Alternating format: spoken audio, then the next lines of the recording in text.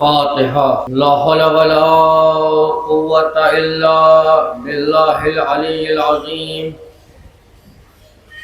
أعوذ بالله من الشيطان اللعين الرجيم. بسم الله الرحمن الرحيم. الحمد لله الذي لا يبلغ مدحته القائلون ولا يحصي نعماء العادون ولا يؤدي حقه المجتهدون الذي لا يدركه البعد الحمم ولا ينال رؤوس الفتن فطر الخلائق بقدرته ونشر الرياح برحمته واقتدى بالسطور معدان عرضه والصلاة والسلام على أشرف الأنبياء والمرسلين مولانا مولى الثقلين جد الحسن والحسين أبي القاسم محمد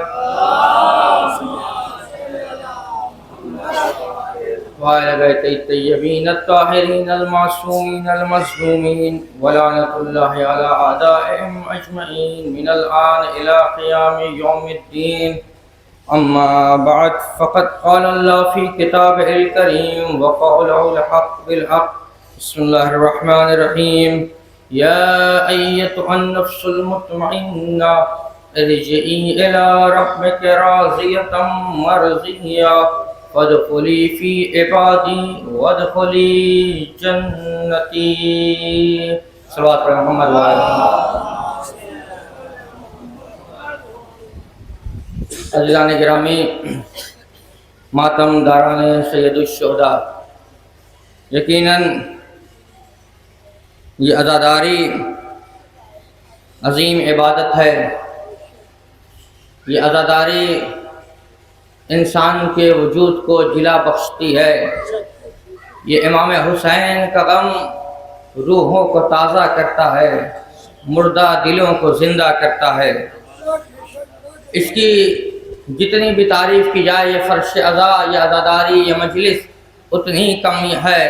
اگر ہم دیکھیں علماء نے بیان کیا ہے عزاداری مستحب ہے، لیکن اللہ اللہ جانے قربان ہو جائیں ایسے مستحب پر جس نے واجب کو بچا لیا. جانے قربان ہو جائے. امام حسین نے اپنی شہادت کے ذریعے سے تمام واجبات کو بچا لیا. نماز ہے تو امام حسین کی وجہ سے، روزہ ہے تو امام حسین کی وجہ سے، جہاد ہے تو خمس ہے، تمام واجبات اگر ہے تو امام حسین کی وجہ سے. ارے امام حسین نے کیسے بچایا؟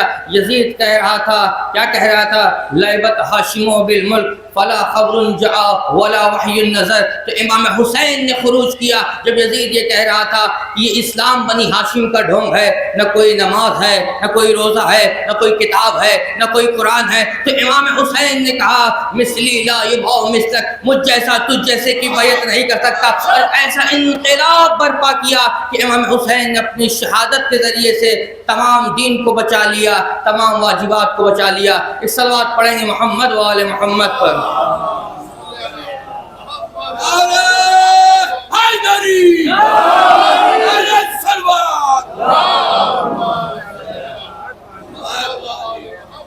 یہ جو ہم خاک پہ بیٹھ کر امام کا غم منا رہے ہیں یہ خاک پر نہیں بلکہ ہم عرش پر بیٹھے ہوئے ہیں. عظیم غم ہے، اس غم کی کوئی فضیلت بیان نہیں کر سکتا ہے. عزیزان محترم، میں نے تو کچھ اور تیاری کر کے آئی تھی، میرا ارادہ کچھ اور بیان کرنے کا تھا، لیکن بزرگان کا تقاضا یہ ہے کہ جناب سید سجاد کے خطبے کو پیش کیا جائے. جناب سید سجاد نے جو عظیم شان خطبہ دمشق کی جامع مسجد میں بیان کیا اس خطبے کو پیش کیا جائے اور یہ دیکھا جائے کہ امام سجاد نے اپنے خطبے کے ذریعے سے کتنا بڑا انقلاب لایا. اللہ اللہ، اگر ہم دیکھیں امام حسین علیہ السلام نے اپنے ساتھ کن شخصیات کو لے کر نکلے ہیں. ارے کن شخصیات کو لے کے نکلے ہیں. امام حسین ایسا نہیں ہے کہ کربلا کوئی اتفاقی حادثہ تھا، بلکہ کربلا پوری پلاننگ کے ساتھ تھی. کربلا کے امام حسین علیہ السلام نے اس طریقے سے مقدمہ سجایا تھا کہ امام کو پتا تھا اور امام نے ہر ایک کی رسالت، ہر ایک کی ذمہ داری قرار دی تھی کہ کس کو کہاں بولنا ہے، کس کو کہاں مسکرانا ہے، کس کو کہاں تلوار چلانا ہے، کس کو کہاں خطبہ دینا ہے. کس کو کہاں خطبہ دینا ہے. تو لہٰذا امام سجاد کو اور جناب زینب کبریٰ جناب ام کلثوم کو بھی اپنے ساتھ لے کر نکلے تاکہ کسی کو شام میں خطبہ دینا پڑے, کسی کو کوفے میں خطبہ دینا پڑے. تاریخ نے لکھا ہے, پوری توجہ چاہتا ہوں, وقت کم ہے, آپ زمین پہ بیٹھے ہوئے ہیں, میں سمجھ سکتا ہوں کہ یہ تکلیف کی منزل ہوتی ہے, انسان بیٹھا ہوا ہے, لیکن کوشش کروں گا کم وقت میں امام سجاد کے خطبے کو پیش کر دوں. تاریخ نے لکھا ہے, پوری توجہ چاہتا ہوں, تاریخ نے یہ لکھا ہے کہ جب اسیروں کا قافلہ دربار شام میں داخل ہوا تو ایک بار تمام دربار سجا ہوا ہے, ہر طرف درباری ہیں, کرسی لگی ہوئی ہے, اور اہل حرم کو دربار میں داخل کیا گیا. اور یزید اپنی فتح کا اعلان کر کے یہ کہہ رہا تھا کہ دیکھو اللہ نے تم کو معاذ اللہ رسوا کیا اور اللہ نے تمہیں قتل کیا اور ہمیں فتح اور کامیابی عطا کی. تاریخ نویسوں نے لکھا ہے کہ یزید کے سامنے تشت رکھا ہوا تھا, اس تشت پر امام حسین علیہ السلام کا سر تھا, اور بار بار یزید امام حسین کے ساتھ بے حرمتی کرتے ہوئے اپنی چھڑی سے امام کے دندان مبارک پہ مار مار کے یہ کہہ رہا تھا کہ اے حسین دیکھو, اگر آج ہمارے بدر و حنین کے باپ اور دادا ہوتے تو آج مجھ پہ فخر کرتے اور مجھے تعریف و تحسین ادا کرتے اور میری تعریف کرتے, اور بار بار یہ اعلان کر رہا تھا کہ ہمیں کامیابی ملی. پھر ایک بار یزید نے چاہا کہ اپنی کامیابی کو رسمی طور سے اور قانونی طور سے جو ہے پوری شام میں اعلان کیا جائے, پورے ممالک اسلامی میں اپنی کامیابی کا اعلان کیا جائے. لہذا اس نے یہ حکم دیا کہ تمام لوگ دمشق کی جامع مسجد میں جمع ہو جائیں. اور تاریخ نے لکھا ہے کہ یزید کے کہنے پہ جامع مسجد میں لوگ اس قدر جمع ہو گئے تھے کہ ایک سوئی کے گرنے کی جگہ بھی نہ تھی. اللہ, اگر ہم دیکھیں, اگر یہ سید سجاد یہ کہتے کہ میں خطبہ دوں گا تب سب لوگ جمع ہو جاؤ, تو یزید کے ڈر سے کوئی نہیں آتا, لیکن یزید نے سب کو بلایا, سب پہنچ جائے, جو مشکل حالات کو فرصت میں بدل دے اسے سید سجاد کہتے ہیں. صلوات پڑھیں گے محمد و آل محمد. تو ایک بار پوری مسجد میں لوگ بھرے ہوئے ہیں, اور یزید نے اپنے خطیب کو, جو بکا ہوا خطیب تھا, اپنے خطیب کو اس نے کہا کہ اے خطیب جاؤ ممبر پر اور میری تعریف کرو. اب لکھا گیا ہے کہ یزید کا خطیب ایک بار ممبر پہ جاتا ہے, اور ممبر پہ جانے کے بعد یہ کہتا ہے کہ اگر تمہیں, اے لوگوں, اگر تمہیں دنیا اور آخرت کی کامیابی چاہیے تو یزید اور معاویہ کے دامن کو تھام لو, یزید اور معاویہ کے دامن کو تھام لو. اگر تمہیں دنیا اور آخرت کی کامیابی تو یہ کون کہہ رہا ہے؟ یہ یزید کا بکا ہوا خطیب کہہ رہا ہے. پورا مجمع خاموش ہے. اور جب سید سجاد کو مسجد میں داخل کیا گیا تو سب سے کہا گیا یہ خارجی جوان ہے. لوگ یہ جان رہے تھے یہ خارجی جوان ہے, کسی کو نہیں پتا تھا یہ سید سجاد ہیں کون. لیکن جب یزید کے خطیب نے یزید کی جھوٹی تعریف کرنا شروع کی اور کہا جس کو خیر دنیا اور آخرت چاہیے وہ یزید اور معاویہ کے دامن کو تھام لے, جیسے ہی اس نے اس جملے کو کہا ایک بار سید سجاد نے کہا, ایک دوری سے خطاب کر کہا وَيْلَكَ أَيُّهَا الْخَاطِبُ لَقَدْ اشْتَرَيْتَ مَرْضَاتِ الْمَخْلُوقِ بِسَخَطِ الْخَالِقِ. اے خطیب خاموش ہو جا, تو نے مخلوق کو خوش کرنے کے لیے اپنے خالق کو ناراض کر دیا, اب تیرا ٹھکانہ جہنم ہے. صلوات پڑھیں گے محمد و آل محمد پر.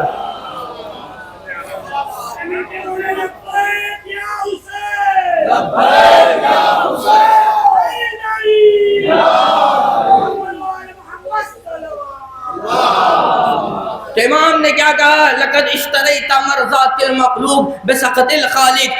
اے یزید کے خطیب, تو نے اپنے پروردگار کو ناراض کر دیا مخلوق کو خوش کرنے کے لیے. پھر ایک بار تمام لوگوں کی فکریں منقلب ہو گئیں. اب تاریخ نے لکھا ہے کہ نہ یزید میں جرأت تھی کچھ بولے اور نہ اس کے خطیب میں جرأت تھی کچھ کہے. یزید بھی خاموش, خطیب بھی خاموش, پورا مجمع میں انقلاب آ گیا. سب مڑ کر ایک بار سید سجاد کی طرف دیکھنے لگے اور کہنے لگے یزید تو کہہ رہا تھا یہ خارجی جوان ہے, اور یہ خارجی جوان نے یزید و خطیب کو ٹوک دیا. اور پھر کہا یا یزید استاذن ان اراک هذه الاوات فتکلم بکلام فیہ للہ تعالی ورضا ولہؤلاء اجر وثواب. اے یزید مجھے اجازت دے. یزید کے دربار میں جس کو لوگ امام المسلمین کہہ رہے تھے سید سجاد نے اس کو یزید کہہ کے پکارا. سید سجاد نے اس کو یزید کہہ کے پکارا اور کہا اے یزید مجھے اجازت دے تاکہ میں اس لکڑی کے ڈھیر پر جاؤں اور وہ بات کہوں. فتکلم بکلام للہ تعالی ورضا جس میں پروردگار کی رضا ہو ولہؤلاء اجر و ثواب اور سننے والوں کو اجر و ثواب ملے. سننے والوں کو اجر و ثواب ملے. جیسے ہی لوگوں نے سنا کہا اے یزید اس کو اجازت دے دے. ارے یہ تو توق و سلاسل میں اسیر ہے. ارے یہ تو نقاہت سے بولنے کی قوت نہیں ہے. یہ کیسے بولے گا؟ اس کو اجازت دے دے. لیکن یزید اجازت نہیں دیتا ہے. یزید اجازت نہیں دے رہا ہے. تو ایک بار یزید کے بیٹے نے کہا کہ اے بابا ارے یہ 22 سال کا جوان ہے, 6 مہینے سے سفر پہ رہا ہے, اس کے تمام لوگ شہید کر دیے گئے ہیں, اسیر بنا کے لایا گیا ہے, پھر کس بات کا خطرہ ہے؟ پورا مجمع آپ کا مجمع ہے, تو اس کو اجازت دے دیجئے. ایک بار یزید نے اپنے بیٹے سے کہا کہ اے بیٹا تم جانتے نہیں ہو یہ بنی ہاشم کا شعر ہے. فصاحت و بلاغت انہیں ایسے عطا کی گئی ہے جیسے پرندے اپنے بچوں کو دانا چگوتے ہیں. اگر یہ منبر پر چلے گئے تو بنی امیہ کو رسوا کر کے ہی اتریں گے. بنی امیہ کو رسوا کر کے ہی اتریں گے. اب اگر ہم دیکھیں, میں اپنے محترم مجمع سے ایک سوال کرنا چاہتا ہوں کہ سید سجاد دمشق کی جامع مسجد میں جہاں خطبہ دینے جا رہے ہیں وہاں پہ کون لوگ موجود ہیں؟ تمام یزید والے موجود ہیں. وقت نہیں ہے کہ پوری تاریخ کو بیان کیا جائے, بس مختصر انداز میں یہ بیان کر دوں کہ شام میں اگر حکم دیکھیے سید سجاد کے خطبے کی تاثیر دیکھیے, خطبے میں کتنی تاثیر تھی.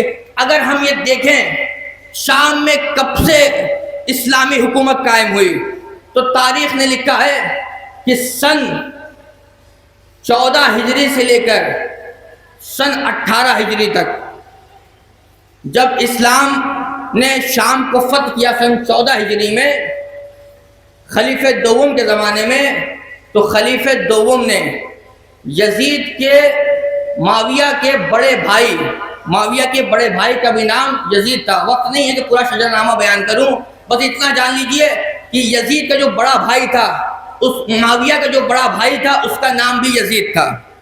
تو لہذا خلیفہ دوم نے اب معاویہ کے بڑے بھائی یزید کو سن 14 ہجری میں شام کا گورنر بنایا.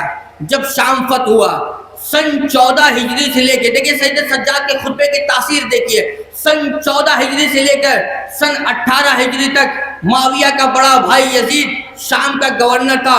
اس کے بعد طاعون کی بیماری میں وہ اس دنیا سے گزر جاتا ہے, تو پھر خلیفہ دوم نے معاویہ کے بھائی کی جگہ پر معاویہ کو شام کا گورنر بنایا. اور سن 14 ہجری سے لے کر سن 35 ہجری, سن 18 ہجری سے لے کر سن 35 ہجری تک معاویہ شام میں گورنر تھا خلیفہ ثالث کے دور تک.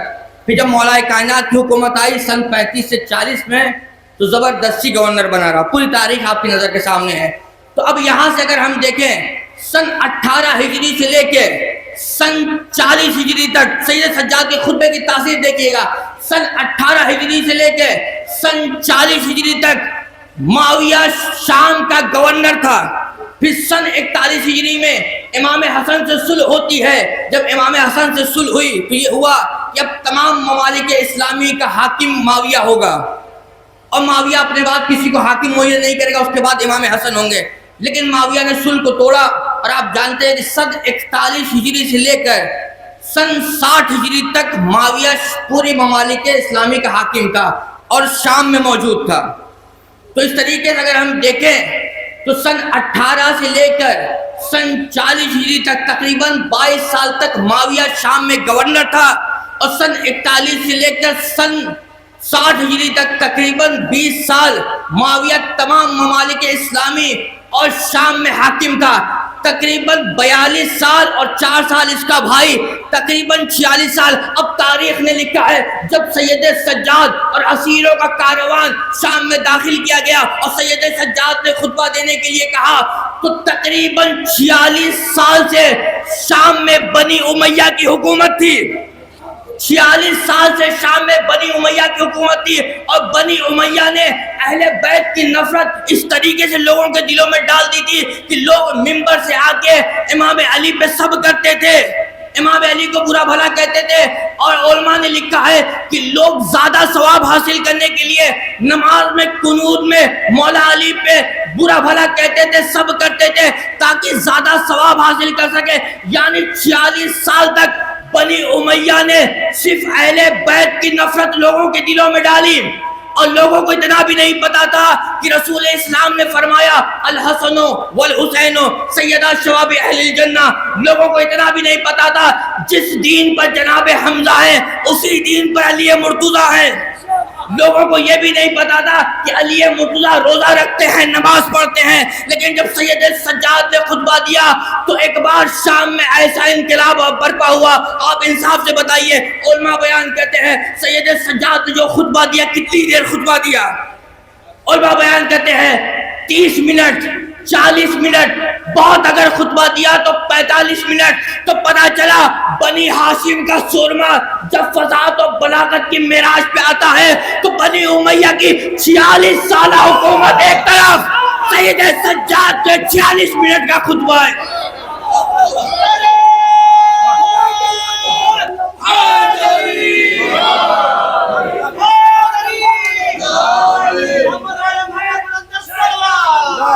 نظر آتا ہے غیظ میں شہ کا علمدار، نظر آتا ہے جو تھا اس پار وہ اس پار، نظر آتا ہے دیکھ کر حضرت عباس کو کہتے تھے نہیں بہو ہے درے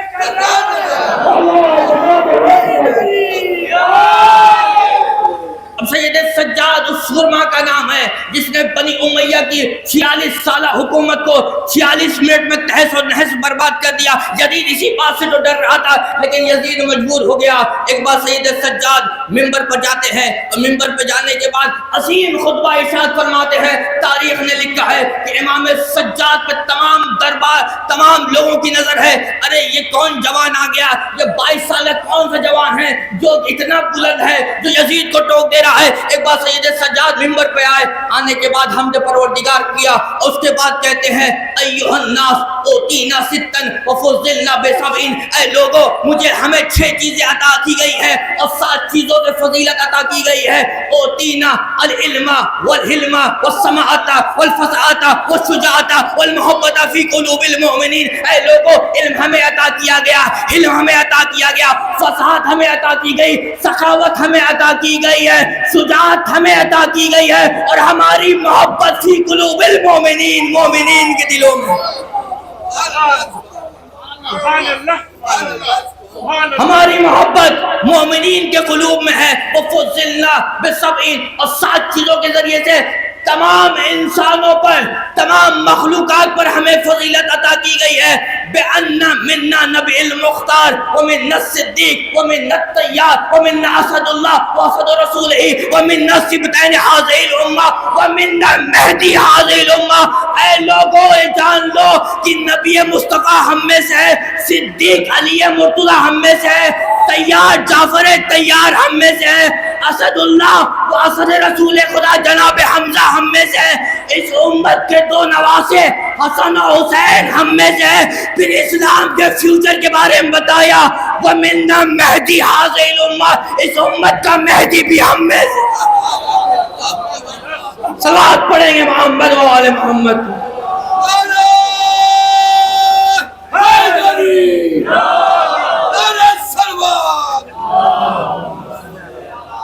اب پورا مجمع حیران ہو گیا، اے یزید تو کہہ رہا تھا یہ خارجی جوان ہے، یہ تو کہہ رہا ہے کہ علم ہمیں عطا کیا گیا، علم ہمیں عطا کیا گیا، سخاوت ہمیں عطا کی گئی، شجاعت ہمیں عطا کی گئی، فصاحت و بلاغت ہمیں عطا کی گئی۔ ارے یہ فصاحت و بلاغت یہ تو بول رہا ہے جو یزید کا خطیب خاموش ہو گیا، پورا مجمع سید سجاد کی طرف منقلب ہو گیا۔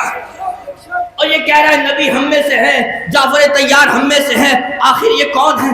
پورا مجمع یہ کہہ رہا ہے اے کاش یہ اپنا نام لے لیتا، اے کاش یہ اپنے اجداد کا نام لیتا۔ ایک بار سید سجاد نے پورے مجمع پہ نظر ڈالی اور ڈالنے کے بعد کہا ایھا الناس من عرفنی فقد عرفنی ومن لم یعرفنی انباتہ بحسبی ونسبی، اے لوگوں جو مجھے جانتا ہے وہ جانتا ہے، جو مجھے نہیں جانتا ہے میں اسے اپنا حسب بھی بتاؤں گا، اپنا نسب بھی بتاؤں گا۔ اب پورا مجمع اس بات کا منتظر ہے کہ جلدی سے اپنا حسب و نسب بتائے۔ ایک بار سید سجاد نے کہا ایھا الناس انا ابن مکہ و منا، انا ابن زمزم و صفا، انا ابن من حمل رکن باعتراف رہا اجدا، انا ابن من اسرع من المسجد الحرام الى المسجد الاقصى۔ ارے میں مکہ کا بیٹا ہوں، میں صفا کا بیٹا ہوں، میں مینا کا بیٹا ہوں، میں اس کا بیٹا ہوں جس نے سب سے بہتر حج کیا، میں اس کا بیٹا ہوں جس کو راتوں رات مسجد الاقصی سے سدرۃ المنتہا پہ لے جایا گیا۔ من بلغ جبرائیل الی سدرۃ المنتہا، جسے جبریل نے سدرۃ منتہا پہ لے گئے، میں اس کا بیٹا ہوں جس نے اپنی رضا میں رکن کو بلند کیا، حجر اسود کو بلند کیا، میں اس کا بیٹا ہوں۔ صلوات پڑھیں گے محمد و آل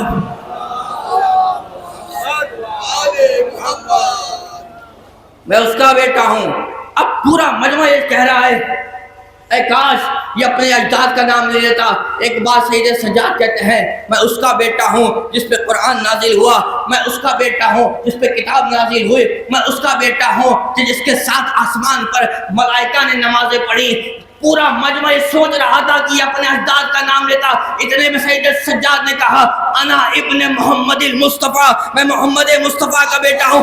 جیسے ہی مجمع نے یہ سنا ایک بار یزید سے کہنے لگا اے یزید تو کہہ رہا تھا خارجی جوان، یہ کہہ رہا ہے محمد مصطفیٰ کا بیٹا۔ اب سید سجاد نے دمشق کی جامع مسجد کے منبر سے جہاں 46 سال تک مولا علی کو برا بھلا کہا گیا، وہیں سے اپنے آقا و مولا اور اپنے اجداد کا قصیدہ پڑھنا شروع کیا، مولا علی کے فضائل کو بیان کرنا شروع کیا۔ کیسے فضائل بیان کرتے ہیں؟ ایک بات سید سجاد کہتے ہیں ایھا الناس انا ابن من ضرب خراطیم الخلق حتی قالوا لا الہ الا اللہ، اے لوگوں میں اس کا بیٹا ہوں جس نے بڑے بڑے سرماؤں کی ناکیں زمین پہ رگڑ دی، تب جا کے انہوں نے کہا لا الہ الا اللہ۔ پھر ایک بار سید سجاد نے کہا انا ابن من ضرب بین یدی رسول اللہ بسیفین وہاجر ہجرتین وبایا بیتین وقاتل ببدر وحنین ولم یکفر باللہ طرفۃ عین۔ ارے میں اس کا بیٹا ہوں جس نے رسول اسلام کے ساتھ کفار و مشرکین سے جہاد کیا، دو تلواروں سے جہاد کیا۔ انا ابن من ضرب بین یدی رسول اللہ بسیفین، دو تلواروں سے جہاد کیا۔ ارے دو تلوار سے کب جہاد کیا؟ جنگ احد میں سن 3 ہجری کو، سن 61 ہجری میں لوگوں کو یاد دلا رہے ہیں میں اس کا بیٹا ہوں جس نے 2 تلواروں سے جہاد کیا، میں اس کا بیٹا ہوں جس نے 2 ہجرتیں کی، ایک ہجرت شیب ابی طالب کی طرف، دوسری ہجرت مدینہ کی طرف۔ میں اس کا بیٹا ہوں جس نے 2 بار بیعتیں کی ہیں، ایک بار دعوت ذوالعشیرہ میں، ایک بار تحت شجرہ دعوت رضوان میں۔ انا ابن من ضرب بین یدی رسول اللہ بسیفین وہاجر ہجرتین وبایا بیتین وقاتل ببدر وحنین، جس نے بدر و حنین میں کافروں کو قتل کیا، میں اس کا بیٹا ہوں۔ ومن لم یکفر باللہ طرفۃ عین، جس نے اپنی پلک جھپکنے کے برابر بھی غیر خدا کے سامنے سر نہیں جھکایا، میں اس کا بیٹا ہوں۔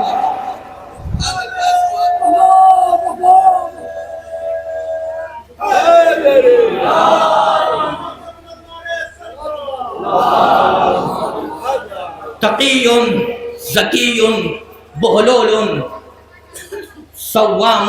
کیا لوگ کہہ رہے تھے امام علی تو نماز نہیں پڑھتے ہیں، لیکن کیسے کہا کہ جو تقی ہے، جو متقی ہے، جو فضاحت و بلاغت کا مالک ہے، سوام قوام نور المجاہدین آل یاسین یعصوب الدین نور المسلمین۔ ارے میں اس کا بیٹا ہوں جو سوام ہے، روزہ رکھنے والا ہے، قیام کرنے والا ہے، مجاہدین کی زینت ہے، عابدین کی زینت ہے۔ ارے ایک بار مجمع یہ سوچ رہا تھا جلد یہ اپنا نام لے لے، اپنے اجداد کا نام نام لے لے. ایک بار سید سجاد نے کہا وارث مشہرین ابو السبتین الحسن والحسین ذاکا جدی علی ابن ابی طالب.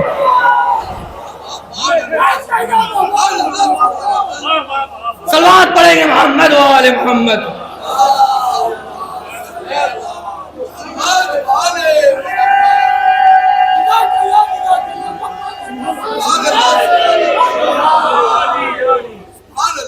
میں اس کا بیٹا ہوں جو وارث مشہرین ہیں، حسن و حسین جس کے لال ہیں. ذاکا جدی علی ابن ابی طالب، وہ میرے جد علی ابن ابی طالب ہیں. پورا مجمع حیران، یہ علی کا بیٹا ہے. اور یزید کہہ رہا تھا یہ خارجی جوان ہے. ایک بار سید سجاد نے کہا انا ابن فاطمۃ الزہرا انا ابن خدیجۃ الکبریٰ. لوگوں میں ایسا انقلاب پیدا ہو گیا کہ لوگ گریہ کرنے لگے. اے یزید تو نے کیا کیا؟ یزید کہتا ہے اے مؤذن جلدی سے اذان دے. اللہ اللہ. ابھی تو یزید یہ کہہ رہا تھا نہ کوئی نماز نہ کوئی روزہ، بے سبب امتحان دینے لگے، خود ہی الٹا بیان دینے لگے. سن کے سجاد تیرے خطبے کو بے نمازی اذان دینے لگے. ایک بار مؤذن اذان دیتا ہے، مؤذن کہتا ہے اللہ اکبر. سید سجاد کہتے ہیں اللہ اکبر، یقیناً خدا سب سے بزرگ ہے. اشہد ان لا الہ الا اللہ اشہد ان محمد رسول اللہ. جیسے ہی مؤذن نے کہا اشہد ان محمد رسول اللہ، فوراً سید سجاد یزید کی طرف مخاطب ہو گئے. کہتے ہیں یزید سچ بتا، محمد تیرے جد ہیں یا میرے جد ہیں؟ اگر تو کہتا ہے کہ محمد تیرے جد ہے تو پورا مجمع یہ جانتا ہے کہ تو جھوٹ بول رہا ہے. لیکن اگر محمد مصطفیٰ میرے جد ہے تو اللہ اللہ تو نے کیسا ظلم کیا. ارے کربلا میں ان کی آل کو 3 دن کا بھوکا پیاسا شہید کر دیا گیا. اور ایک بار پورے مجمع میں کوہرام بپا ہو گیا. اترے منبر سے تو بابا کے کٹے سر نے کہا مرحبا سید سجاد غریب زہرا. ارے امام حسین یہی تو کہہ رہے تھے اے بیٹا سجاد تیری مصیبت تیرا جہاد مجھ سے عظیم ہوگا. وقت آخر یہی تو کہا تھا جب کہا بابا جا میں جہاد کرنا چاہتا ہوں. ارے آپ کو یہ حال مجھ سے برداشت نہیں ہوتا ہے. سید سجاد سے کہا بیٹا سجاد ارے تمہارا جہاد یہ ہوگا کہ تمہیں اس مقام سے گزارا جائے گا جہاں شہداء کے لاشیں پڑے ہوں گے. تمہیں اس مقام سے گزارا جائے گا جہاں اغیار کا مجمع ہوگا. مائیں بہنیں میرے اجرکم اللہ. خدا آپ کو کوئی غم نہ دے سوائے غم مظلوم کربلا کے. آج 13 محرم ہو گئی ہے. اب سید سجاد کا جہاد یہاں سے شروع ہے. ارے مورخین نے لکھا جب یہ لٹا ہوا قافلہ کوفے میں وارد ہوا، بازار کوفہ سجایا گیا، تماشائی آ گئے. لوگ یہ کہہ رہے ہیں یہ باغی ہے باغی. ارے کوئی پتھر مار رہا ہے، کوئی آگ پھینک رہا ہے، کوئی گرم پانی پھینک رہا ہے. سید سجاد تو کو سلاسل میں اسیر خیرت کے ارجمن. ارے خیرت کا عالم یہ ہے سر کو جھکائے ہوئے ایک بار چلے جا رہے ہیں. ارے اتنے میں ایک معظمہ کی نگاہ بیویوں پر پڑی. ارے چہرہ ایسا ہے کہ پتہ چلتا ہے کسی شریف خاندان سے تعلق رکھتی ہیں لیکن سر پہ ردا نہیں، اسیر بنا کے لائی گئی ہے. اس خاتون نے جب یہ عالم دیکھا تو اس کا دل مچل گیا. اتنے میں دیکھا کہ ایک چھوٹی سی بچی ہے جس کو سکینہ جس کا نام ہے.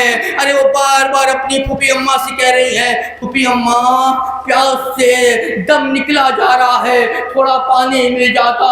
جیسے ہی اس معظمہ نے اس عالم کو دیکھا فوراً اپنے چھت سے نیچے اتری اور پانی کا کوزہ لایا. کہا اے بی بی اس پانی کو اپنی بچی کو دے دو لیکن میرے لیے 3 دعا کر دینا. جناب زینب نے کہا ارے پہلے تو اپنی دعا کو بتا پھر میری بچی پانی پیے گی. ایک بار اس معظمہ نے کہا میرا شوہر سفر پہ گیا ہے، ارے دعا کریے گا کہ وہ صحیح و سالم پلٹ آئے. کہا بی بی دعا ہو گئی. دوسری دعا کیا ہے؟ کہا جیسے آپ اسیر ہوئے ہیں ہمیں کبھی ایسے اسیر نہ کیا جائے. ارے سکینہ کا دل بھر گیا. آواز پروردگار پروردگارا جیسے میں اسیر کی گئی ہوں ویسے کوئی اسیر نہ کیا جائے. کبھی بھی تیسری دعا کیا ہے؟ کہ تیسری دعا یہ ہے کہ میرا آقا اور مولا میری شہزادی مدینے میں رہتی ہے, بہت دن ہو گیا ان سے ملاقات نہیں ہوئی. جیسے ہی جناب زینب نے مدینے کا نام سنا ارے دل بھر آیا. ایک بار پوچھا شہزادی مدینے میں تمہارا کون رہتا ہے؟ کہ میرا آقا حسین میری شہزادی زینب. ایک بار جناب زینب نے کہا کہ تم زینب کو دیکھو گی تو پہچان جاؤ گی. اس نے کہا اے شہزادی اے بی بی اس مجمع اغیار میں زینب کا نام نہ لینا, میری شہزادی کا نام نہ لینا. ایک بار جناب زینب نے اپنے چہرے سے ہاتھوں کو ہٹایا. کہے ام حبیبہ ارے مجھے پہچانا نہیں, ارے میں تیری شہزادی زینب دونوں کے سنا پر تیرا شہزادہ حسین. اے ام حبیبہ یہ میرا سید سجاد تو کو سلاسل میں اسیر, کربلا میں زہرا کی کمائی اجڑ گئی, ہم اسیر کر دیے گئے. وَسَيَعْلَمُ الَّذِينَ ظَلَمُوا أَيَّ مُنقَلِبٍ يَنقَلِبُونَ. اِنَّا لِلَّهِ وَإِنَّا إِلَيْهِ رَاجِعُونَ. ماتم حسین